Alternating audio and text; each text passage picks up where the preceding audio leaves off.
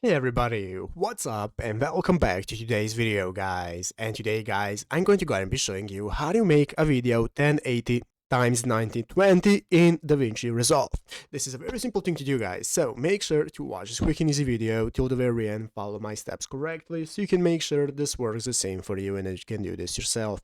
But yeah guys, let's get straight into it. So the first thing you want to do guys is go ahead and open up the official Davinci Resolve program right here on your PC if you haven't already. And after opening it up guys, you'll be greeted by this main page right here, which is the home page of Davinci Resolve, where we can get started with editing our videos. So the first thing you want to do is import your media to get started, so we can get started with editing our videos. So you can either just drag and drop it from your folder on your PC, or go to the file option right here and then select import and add the file that you want using media. After you have added your files, they can now appear right here on the timeline and we can get started with editing it. So guys, let's say that we want to select the ratio of our video to see how it's going to look. Basically, this is what we have to do. It only takes one click. So once you're here in the main page, under it, as you can see right here in the cut section, in the upper right corner is going to be an option that we can click to resize our video. So guys, as you can see, timeline resolution, click on that.